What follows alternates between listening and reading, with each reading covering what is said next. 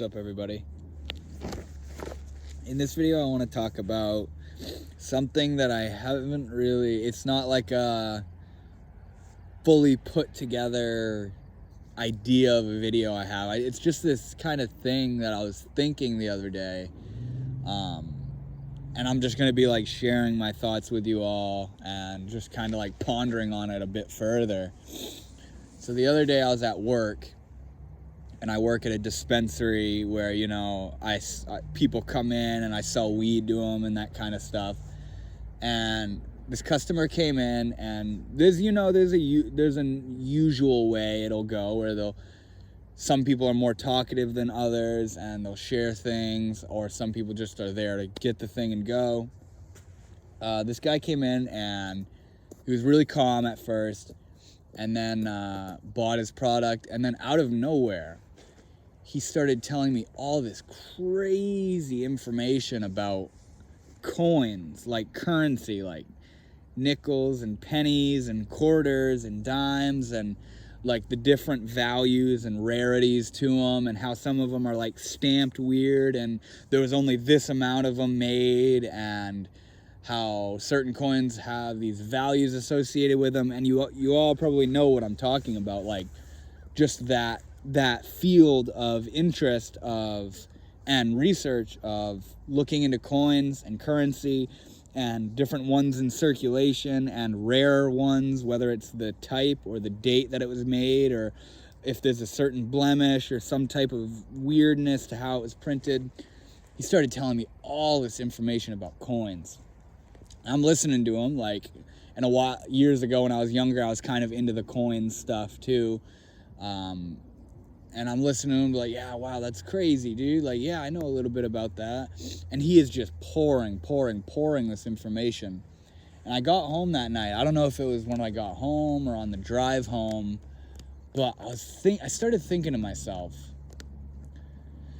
this was just a guy that came into the store and was doing his thing, and then out of nowhere, just very large amounts of information start pouring out. He just starts telling me all this crazy stuff. And, you know, I've had customers that do this before, and just like in general interactions with people where you're talking and then they just start talking about something crazy and all this information and stuff. And I started thinking, where is all of that information?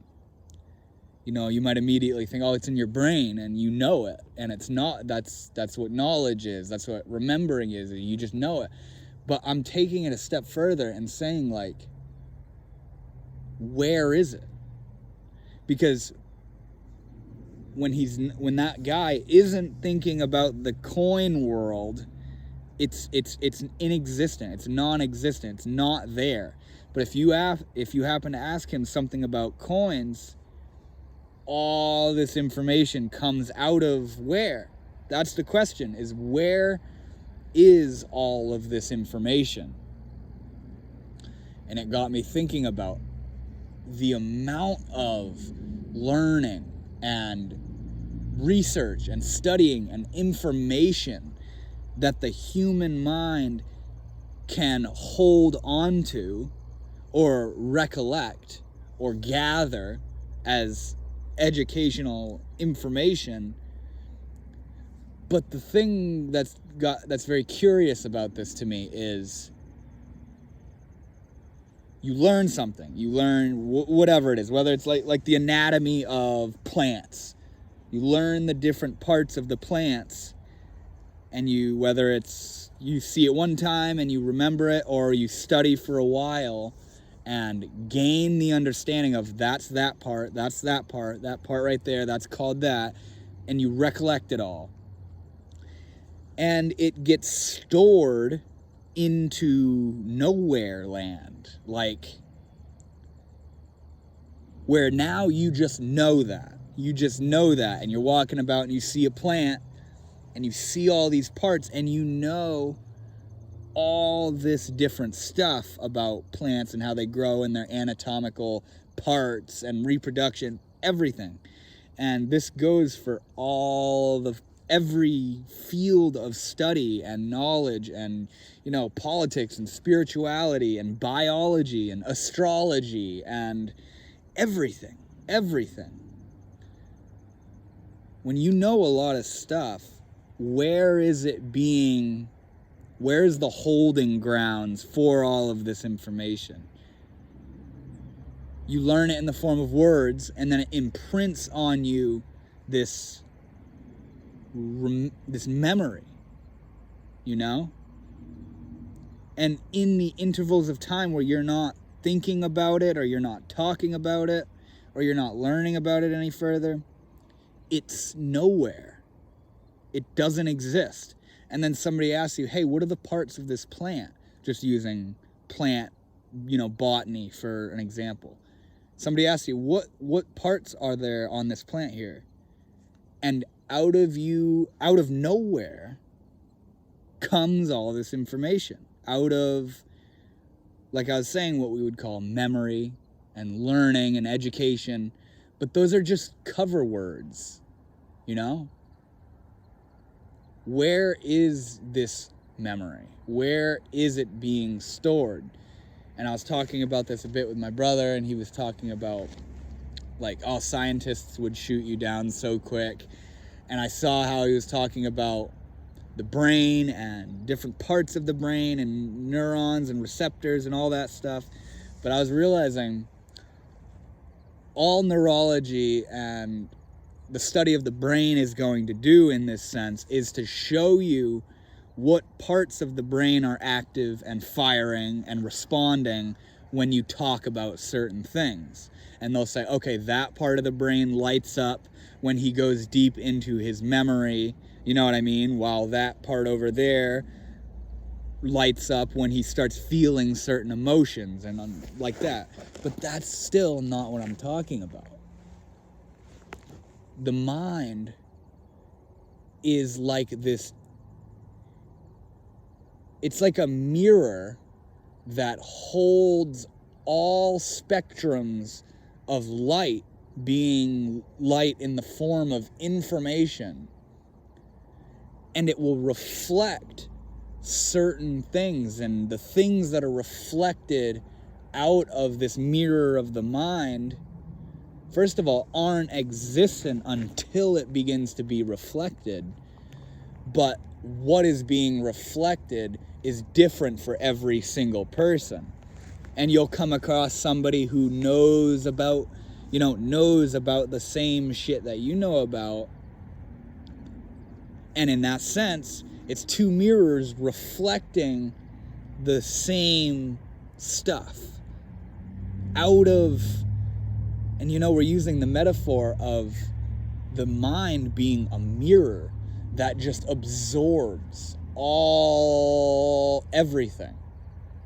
And what you see of someone's intellect and someone's memory and just their mannerisms even down to their sense of self, it is a sudden, spontaneous reflection of the infinite contents of the mirror mind, and this is just like a thought idea, a thought experiment, because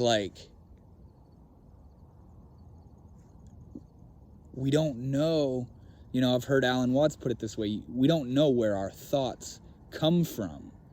And that's kind of exactly what I'm talking about, but with a little twist on it, and that twist being, we don't know where our thoughts are. We don't know where our memories are. And when you're just thinking, it can be comprised of memory and imagination of the future, and how the imagination of the future is still kind of tied into a recollected memory bank of what you know, what you've experienced, what you've heard, what other people have told you and what they've experienced, all that. But when out of nowhere something pops up and you say, oh, I remember that, or you've learned about this big research field of interest, and something comes your way, and out of you suddenly is all this information about that said thing. And where did that come from? Where was it resting dormantly, ready to come out when the stimulus of that coming out occurred? Do you know what I'm saying? I hope this makes sense. Basically what I'm saying is the mind is empty, or maybe we could even say the mind is completely full or infinitely taking in, like this vacuum, or like I was saying, like a mirror. All this stuff's coming in. And if somebody asks you, hey, what is that? And you know about it, out of you, reflected out of this mirror, is all of this information that was nowhere until this person asked, or until you were, quote unquote, reminded of it or remembered it. I hope you understand what I'm saying here, because it's like far out. And like everything I'm doing right now, all of this isn't as much a memory. I mean, you can get really complex and realize that these words I'm using and the way I'm moving my mouth to make these words and string sentences to convey ideas or thoughts or whatever, how that's tied into a memory. And as I speak at this moment, it's coming out of nowhere. It's coming out of emptiness. It's genuinely coming out of nothingness, nowhereness, or even isness, just silence. Think for a moment, if you didn't remember anything, it's hard to think of that, because when you think about it, you're hypothesizing, and what you're playing with is things you remember. And you say, okay, take that away. You know what I mean? But what is it to take something away? It's an imaginatory thing you're doing. But to not remember anything,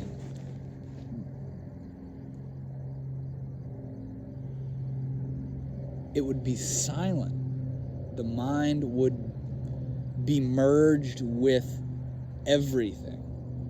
And there is not this thing that's holding on to all of this stuff, that certain things reminded of it, and it talks about it, and it bases its entire language and its entire identity structure out of.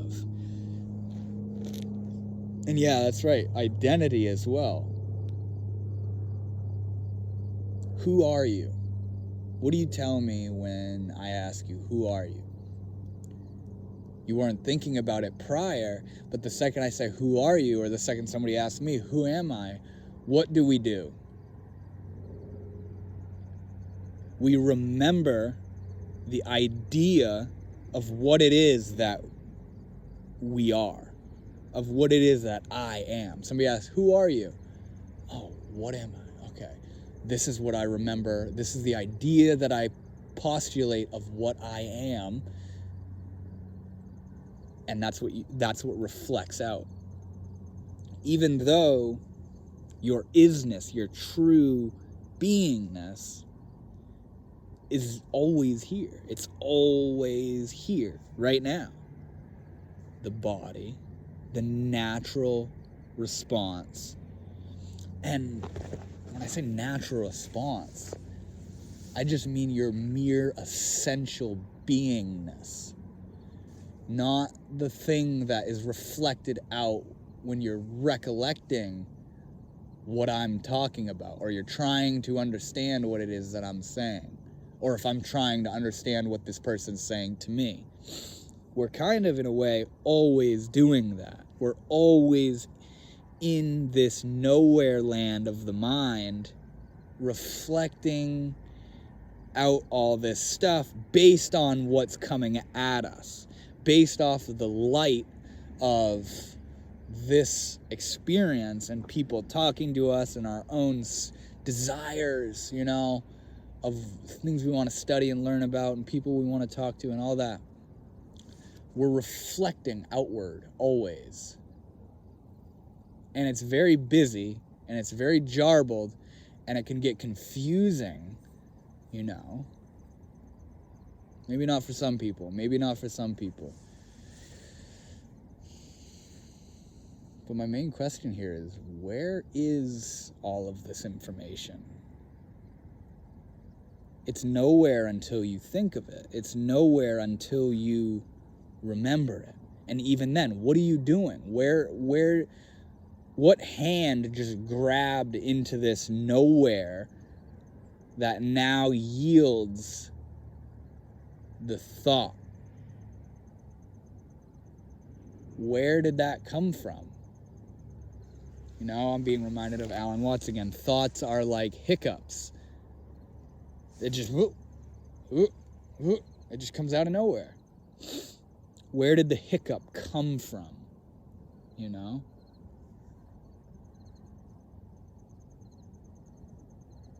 yeah, the main thing here is it's coming out of emptiness. It's coming out of nowhere. Spontaneously, in complete accordance with the experience that's going on what we call the outside. And this got me thinking a lot about sunyata, or emptiness, or the void. It felt like I was seeing into the nature of sunyata, at least in the aspects or in respect to the mind, where the mind isn't there. It reflects outward, out of nowhere, out of sunyata, out of the void, the emptiness of the mind. The mind is like an invisible storage capacity and generator of just stuff and ideas and language and desire and personality and fears and dreams and imaginations and fantasies and like all information. It's not out here. It's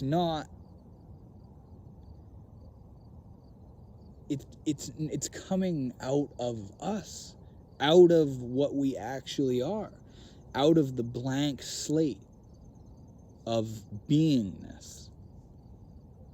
I hope you know what I'm saying here.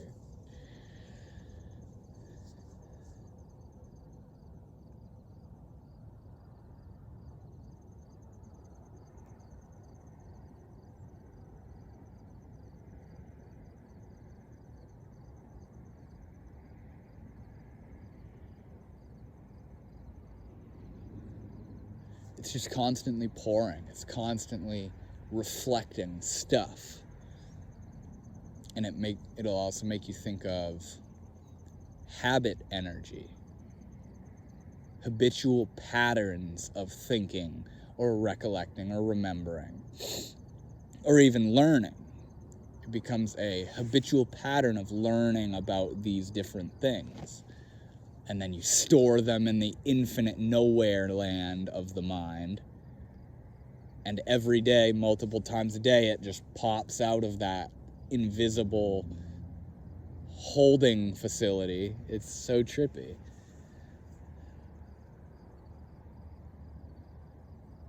But yeah, I hope you know what I'm saying here.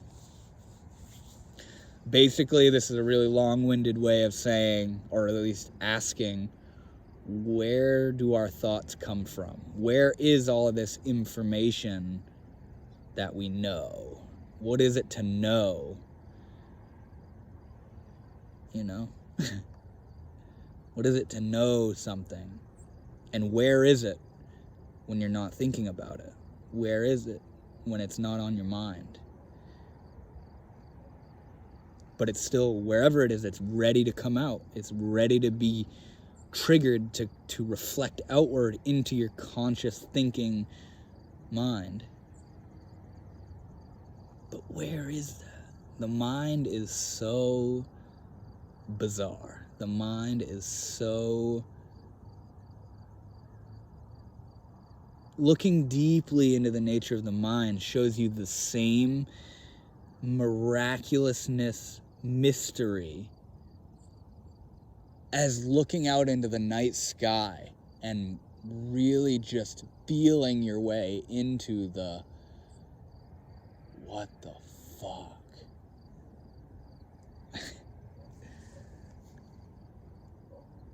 And that's because it all leads to the same place. The mind is this, and this is the mind. Physicists talk about all this. Neurologists talk about how we're creating all of this. And what is the medium between perception and reality? Trippy. Really trippy shit. It's the topic of a lot of conversations of philosophy and spirituality and psychology and just wonder. True, sheer wonder. What is all this? Where is it coming from?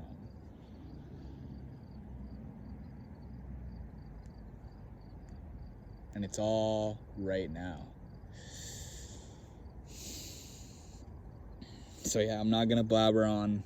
Thank you guys for watching. Like I've said multiple times, I hope you have some kind of idea of what I was saying here, of like, where is all, you learn all this stuff and you basically stuff it into this invisible holding space. What is that? And it's ready to come out whenever someone asks you about it or you think about it. Where the fuck is it being stored?